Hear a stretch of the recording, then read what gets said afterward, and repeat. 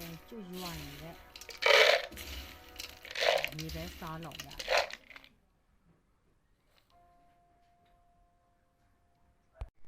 မြေပဲစားလို့လုပ်ဖို့အတွက်မြေပဲကိုနိုးစီဘူးနှစ်ဘူးယူလိုက်ပါ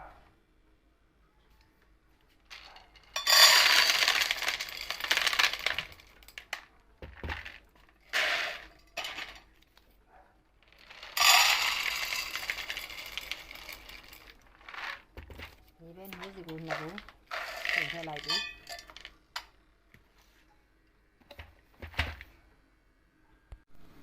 ပြီးရင်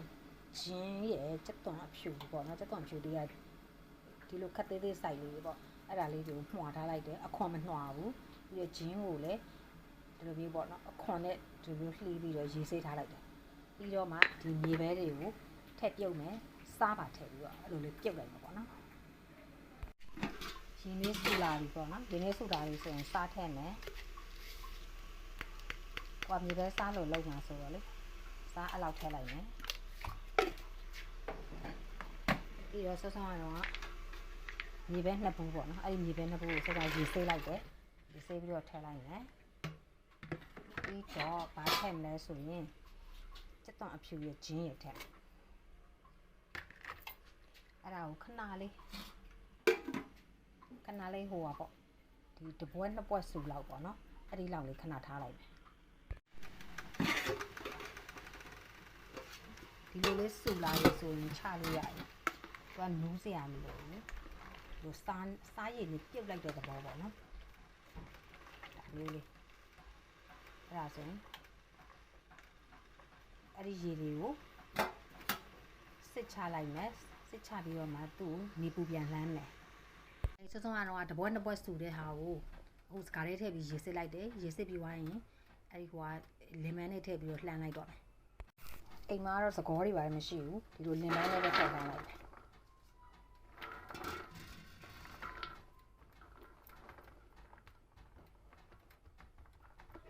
ဒါအခုတော့မှဂျင်းရဲ့စက်သွန်ဖြူကိုထည့်ပြုတ်ထားတော့အနက်လေးကမှု့ရည်နေတယ်အဲ့ဒါကို6အောင်ပြန်လှမ်းလိုက်မယ်ဒီလိုနေတအားပူတဲ့ထဲမှာသူ့ကိုလှမ်းထားလိုက်မယ်6သွားပြီဆိုရင်သူ့ကိုပြန်လှော်မှာပေါ့နော်ဒီကနေပူထဲမှာနေတဝက်လောက်ပေါ့နော်လှမ်းလာလိုက်တာဒီလိုလေးဖြစ်သွားပြီ6သွားပြီပေါ့နော်အနက်ကြီးရတယ်မှုရင်းနာတယ်လှော်တော့မလှော်ရသေးဘူးဂျင်းနဲ့တက်ကွန်ထူနယ်လေးထွက်ပြီးရင်သူ့ကိုလှော်တော့မယ်ဒီဂျင်းလေးတွေကလည်းဒီလိုမျိုးလေးတွေပေါ့နော်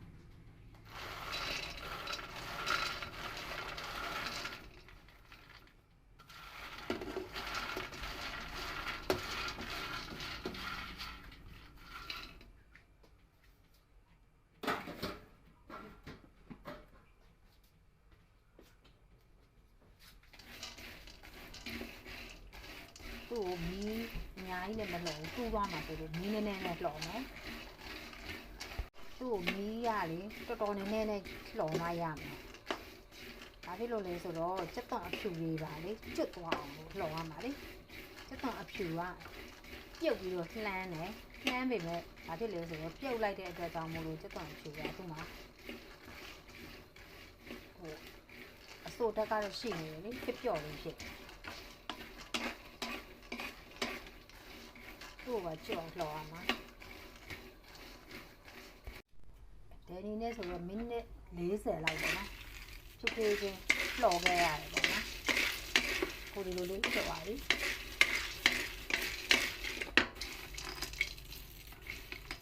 ပူတော့ပူသေးရဲ့မအေးသေးဘူးပေါ့နော်ဒီချွတ်လေးဖြစ်တယ်